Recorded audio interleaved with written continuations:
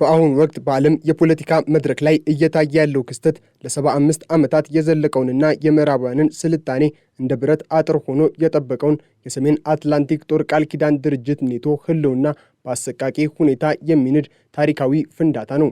ይህ ለብዙ አስርተ ዓመታት እንዳይበገሬ ምሰሶ ይታይ የነበረው ጥምረት ዛሬ በዋሽንግተን ቤተ መንግስት ውስጥ እየተዘጋጀ ባለው የጥፋት ስልት ምክንያት ወደ አመድነት እየተቀየረ ይገኛል።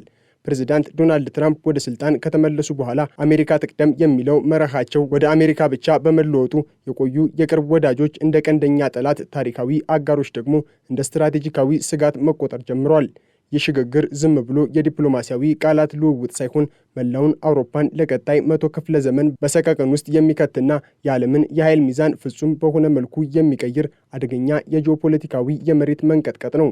የዚህ ታላቅ መለዋወጥ አስደንጋጭ መገለጫ የሆነው ዋይት ሃውስ ያዘጋጀውና ጥሩና መጥፎ ተብሎ የሚጠራው አሳፋሪ ዝርዝር ነው። አሜሪካ ታላላቅ ሉዓላዊ ሀገራትን እንደ ትምህርት ቤት ሕፃናት በደረጃ መከፋፈሏ የዓለምን ዲፕሎማሲያዊ ስነ ምግባር ሙሉ በሙሉ የጣሰና አጋሮቿን ክፉኛ ያዋረደ ተግባር ነው። እንደ ፖላንድ፣ ደቡብ ኮሪያና እስራኤል ያሉ ሀገራት አርአያ ሀገሮች ተብለው በዋይት ሃውስ የክብር መዝገብ ላይ ሲሰፍሩ፣ በሌላ በኩል ደግሞ እንደ እንግሊዝ፣ ፈረንሳይና ስፔን ያሉ የታሪክ ባላንጣዎች በዋሽንግተን የጥላቻና የቅጣት መዝገብ ውስጥ ሰፍረዋል። ይህ ዝርዝር ዝም ብሎ የወረቀት ላይ ስያሜ አይደለም። ይልቁንም አሜሪካ በአጋሮቿ ላይ የምትወስደው የጭካኔ እርምጃ ፍንጭ ነው። የመከላከያ ሚኒስትሩ ፔት ሄግሴዝ በግልጽ እንደተናገሩት ለአሜሪካ ጥቅምና ትዕዛዝ የማይገዙ ሀገራት ልዩ መዘዝ ይጠብቃቸዋል።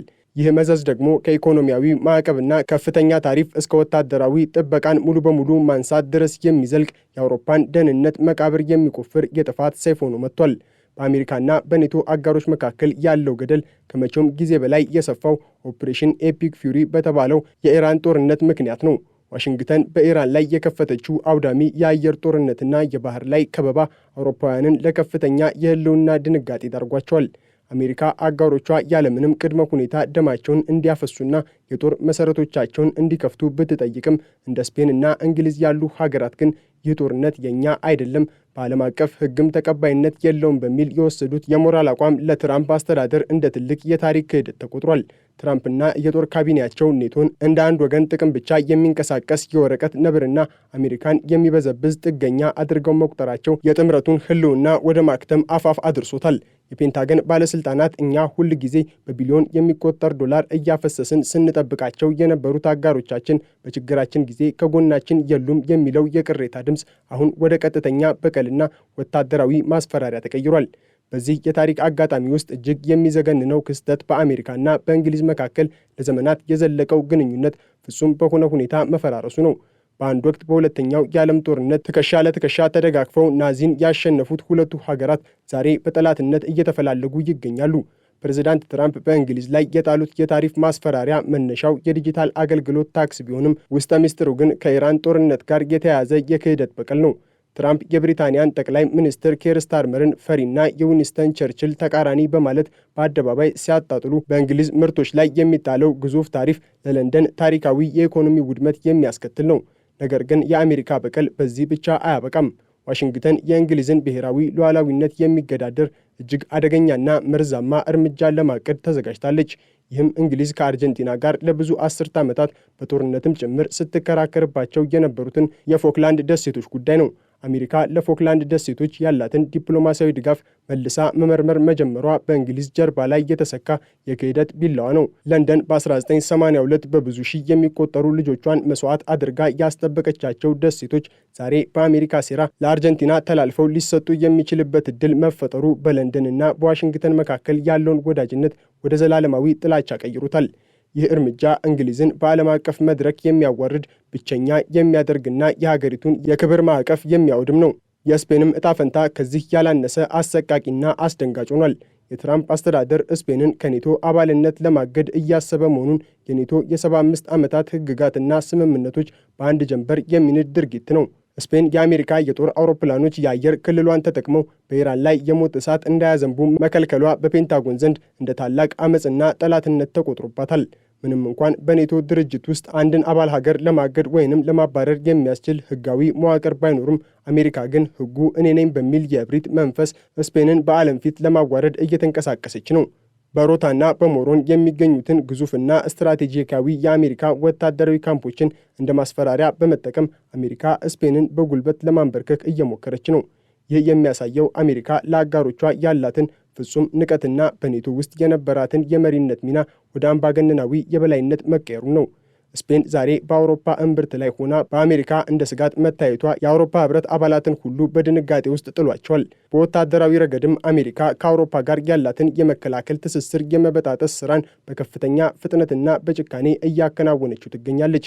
የመከላከያ ሚኒስትሩ ፔቴክሲስ በብራሰልስ ባደረጉት ንግግር አሜሪካ ከእንግዲህ ለአውሮፓ ደህንነትና ሰላም ቀዳሚ ትኩረት እንደማትሰጥ በይፋ አውጇል።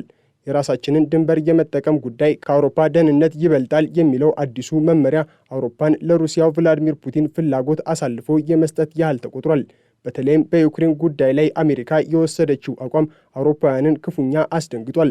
ዩክሬን በ2014 ያጣችውን መሬት መቼም እንደማታገኝና የኔቶ አባል መሆን እንደማትችል በፔንታጎን በኩል በይፋ መነገሩ ለሩሲያ የተሰጠ ታሪካዊ ድልና ለምዕራባውያን ዲሞክራሲ የተሰጠ ሞት ነው። አሜሪካ ሰራዊቷን ከጀርመንና ከሌሎች ምስጋና ቢስ ስትል ከምትጠራቸው አገሮች እያወጣች ወደ ፖላንድና ሮማንያ ለማዛወር ማቀዷ በአውሮፓ ውስጥ አዲስ የወታደራዊ መከፋፈል መስመርን እየዘረጋ ነው። ይህ እርምጃ አውሮፓን ለሁለት የሚከፍል በሀገራት መካከል መጠራጠርን የሚፈጥርና ለአሜሪካ ታማኝ የሆኑትን ብቻ የሚለይ የጌታና የሎሌ ግንኙነትን የሚፈጥር ነው። የአሜሪካ ወታደራዊ አስተሳሰብ አሁን ላይ በአውሮፓ ላይ ያለው እምነት ሙሉ በሙሉ ተሟጧል። ፔንታጎን አውሮፓውያንን የወረቀት ነብሮችና ከመጠን በላይ የተንቀባረሩ በማለት መጥራቱ የወታደራዊ ትብብሩን መንፈስ ገሎታል። የአሜሪካ ጦር ከእንግዲህ ለአውሮፓ ሀገራት መከላከያ ዋስትና እንደማይሆን ይልቁንም አውሮፓውያን የራሳቸውን ጦርነት በራሳቸው ገንዘብና ደም እንዲዋጉ መገፋታቸው ለዘመናት የቆየውን የጋራ ደህንነት መርህ ዋጋ ቢስ አድርጎታል። አሜሪካ አሁን በኔቶ ውስጥ የምትገኘው አጋሮቿን ለመጠበቅ ሳይሆን እነሱን ለመቅጣትና የራሷን የጦርነት ፍላጎት ለማስፈጸም እንደ መሳሪያ ለመጠቀም ብቻ ነው። ይህ የወታደራዊ አስተሳሰብ ለውጥ አውሮፓን ለከፍተኛ የጦርነት ስጋት ያጋለጠ ሲሆን የሩሲያና የቻይና ተጽዕኖ በአህጉሪቱ ላይ ከፍ እንዲል ትልቅ በር ከፍቷል። ይህ የአሜሪካና የኔቶ ታሪካዊ ውጥረት ዝም ብሎ ጊዜያዊ የፖለቲካ ንትርክ ሳይሆን የምዕራባዊው ዓለም የበላይነት ያበቃበት የታሪክ መቃብር ምልክት ነው። አሜሪካ ከአውሮፓ ጋር ያላትን የ75 ዓመታት የጋራ የደህንነት ቃል ኪዳን ጥያቄ ውስጥ መክተቷ አውሮፓውያን ለዘመናት በሰላም እንዲኖሩ ያስቻላቸውን የጥበቃ ጥላ እንደ መቅደድ ነው። ዛሬ አውሮፓ ራሷን ከሩሲያ ለመከላከል የሚያስችል የተቀናጀ ወታደራዊ አቅም እንደሌላት እያወቀች ዋሽንግተን ግን የራሳችሁን ዕጣ ፈንታ በራሳችሁ ወስኑ፣ እኛ የለንበትም እያለች ፊቷን አዙራለች። ይህ ሽግግር ከአጋርነት ወደ ጠላትነት፣ ከፍቅር ወደ ጥላቻ የተደረገ አሰቃቂ ጉዞ ነው። አሜሪካ አሁን በዓለም መድረክ ላይ የምትታየው እንደ ታማኝ የዲሞክራሲ ጠባቂ ሳይሆን እንደ ጨካኝ አበዳሪና እንደ ንፉግ ጎረቤት ነው። እስካሁን የከፈልኩላችሁ ይበቃል፣ አሁን የኔን ትዕዛዝ ካልፈጸማችሁና ገንዘብ ካላፈሰሳችሁ አጠፋችኋለሁ የሚለው የትራምፕና የኤክሴስ ድምፅ የአዲሱና አስፈሪው ዓለም ስርዓት መመሪያ ሆኗል። የዚህ አሰቃቂ ጂኦፖለቲካዊ ፍራቻና የዲፕሎማሲያዊ ውድመት ጥልቀት የሚለካው አሜሪካ በአውሮፓ ላይ በምትከተለው አዲሱ የወታደራዊ ቅኝ ግዛት አስተሳሰብ ነው። ፔንታገን አሁን ላይ አውሮፓን የሚመለከትበት መነጽር ተቀይሯል። አውሮፓ ከእንግዲህ ለዋሽንግተን እኩል የነጻነት አጋር አይደለችም። ይልቁንም ትዕዛዝን የምትቀበልና ካልሆነም የምትቀጣ ቅኝ ተገዥ ሆናለች። ይህንን የኃይል ሽግግር ይበልጥ ግልጽ የሚያደርገው የአሜሪካ ጦር ከጀርመን ተነቅሎ ወደ ፖላንድና ሮማንያ የሚያደርገው ግዙፍ ዝውውር ነው። የዝውውር ዝም ብሎ የታክቲክ ለውጥ አይደለም። ይልቁንም አሮጌዋን አውሮፓን ማለትም ፈረንሳይና ጀርመንን የማግለልና አሜሪካን ያለምንም ጥያቄ የሚደግፉትን አዲሶቹን አገልጋዮች የማጠናከር ስትራቴጂ ነው። በጀርመን የሚገኘው ግዙፉ የራምስታይን የአየር ጦር ሰፈር አስፈላጊነት እየቀነሰ መምጣቱና ትኩረቱ ወደ ምስራቅ አውሮፓ መዞሩ በርሊን በአሜሪካ የደህንነት ጥላ ስር የነበራትን ቦታ ማጣቷን ያበስራል። በዚህ መካከል የብሪታንያው ጠቅላይ ሚኒስትር ኬር ስታርመር የሚመሩት መንግስት በታሪክ ታይቶ የማይታወቅ የዲፕሎማሲያዊ ወጥመድ ውስጥ ወድቋል። አሜሪካ የፎክላንድ ደሴቶችን ጉዳይ እንደ ማስፈራሪያ መጠቀሟ ለለንደን የህልውና ጥያቄ ነው። በለንደን የሚገኙ የደህንነት ተንታኞች እንደሚሉት አሜሪካ በአርጀንቲና በኩል ለምትሰነዝረው የይገባኛል ጥያቄ እውቅና መስጠት ከጀመረች እንግሊዝ በአትላንቲክ ውቅያኖስ ላይ ያላትን የባህር ላይ የበላይነት ለዘላለም ታጣለች። ይህ ደግሞ በ1982 የተደረገውን የደሴቶቹን ጦርነት ትርጉም አልባ የሚያደርግና የብሪታንያን የጦር ኃይሎች መስዋዕትነት የሚያቃልል ነው። ትራምፕ ይህንን የሚያደርጉት እንግሊዝ በኢራን ጦርነት ላይ ለወሰደችው ገለልተኛ አቋም ዋጋ እንድትከፍል ለማድረግ ነው። አሜሪካ ዛሬ ለአርጀንቲናው ፕሬዝዳንት ጃቪየር ሚሌይ የምታሳየው ቅርበት ለለንደን የሚላክ መርዛማ መልእክት ነው። በአውሮፓ ዋና ከተሞች ከለንደን እስከ ማድሪድ፣ ከፓሪስ እስከ በርሊን አሁን የሚሰማው የለቅሶና የድንጋጤ ድምፅ ነው። አሜሪካ በእንግሊዝ ላይ የታሪፍ ጦርነትን ስትከፍትና የፎክላንድ ደሴቶችን ሉዓላዊነት ለድርድር ስታቀርብ በእንግሊዝ ሕዝብ ዘንድ የተፈጠረው የክህደት ስሜት ሊገለጽ የማይችል ነው። እንግሊዝ አሜሪካን እንደ በኩር ልጅ ስትደግፍና በኢራቅም ሆነ በአፍጋኒስታን አብራ ስትሰለፍ የኖረች ሀገር ሆና ሳለ ዛሬ እንደ ባዕድ ሀገር መቆጠሯ የታሪክ ምጸት ነው። ስፔንም ቢሆን በራሷ የአየር ክልል ላይ የራሷን ውሳኔ የማሳለፍ መብቷ በአሜሪካ እንደ አመፅ ተቆጥሮ ከአባልነት እስከ መታገድ መድረሷ የሀገሪቱን ክብር ክፉኛ ነክቶታል። እነዚህ እርምጃዎች አሜሪካ በአውሮፓ ላይ ያላትን የሞራል የበላይነት ሙሉ በሙሉ እንዲከስም አድርገውታል። ይህ ከፍተኛ ውጥረት የዓለምን ጂኦፖለቲካ ወደማይታወቅ የጨለማ ምዕራፍ እየመራው ነው። አሜሪካና ኔቶ የተፋጠጡበት ይህ የታሪክ አጋጣሚ አውሮፓን ለከፍተኛ የህልውና ስጋት፣ እንግሊዝን ለሉዓላዊነት ውርደት፣ ስፔንን ደግሞ ለዓለም አቀፍ መገለል አጋልጧታል። ዓለም ዛሬ የምታየው የጥምረቶችን መፍረስ ብቻ ሳይሆን አሜሪካ በገዛ እጇ ለብዙ ዓመታት የገነባችውን የዲሞክራሲ የነጻነትና የደህንነት ግንብ በራሷ ቁጣ ስታፈርሰው ነው። ከዚህ በኋላ ኔቶ የሚባል ስያሜ በወረቀት ላይ ቢኖርም ውስጡ ግን በመጠራጠር በጥላቻና በበቀል የተሞላ ባዶ ቤት ሆኗል።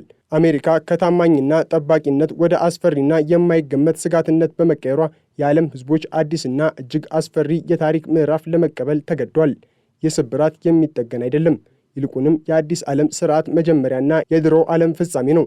የትራምፕ አስተዳደር እየተከተለው ያለው ይህ የጥፋት መንገድ አሜሪካን ከዓለም መሪነት ወደ ብቸኝነት የሚወስዳት ሲሆን አውሮፓን ደግሞ ለዘመናት ካላየችው የጦርነትና የግርግር አዙሪት ውስጥ ይከታታል።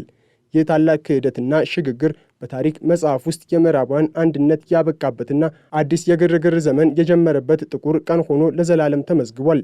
ይህ ሁሉ ክስተት የሚያሳየው አሜሪካ አሁን ላይ የዓለምን ፖለቲካ የምትመራው በሕግና በስምምነት ሳይሆን በስሜትና በበቀል በመሆኑ ነው።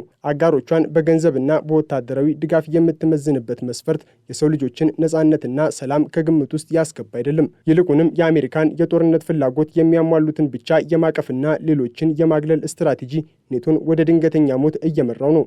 የአውሮፓ መሪዎች አሁን ላይ አሜሪካን እንደ ወዳጅ ማየት አቁመው እንደ ትልቅ የደህንነት ስጋት መቁጠራቸው የወደፊቱን የዓለም ሰላም እጅግ አሳሳቢ አድርገዋል። ጦርነቱ በኢራን ይሁን እንጂ ሰለባው ግን የሰሜን አትላንቲክ ቃል ኪዳን ድርጅትና የአውሮፓ ሰላም ሆኖ ቀርቷል።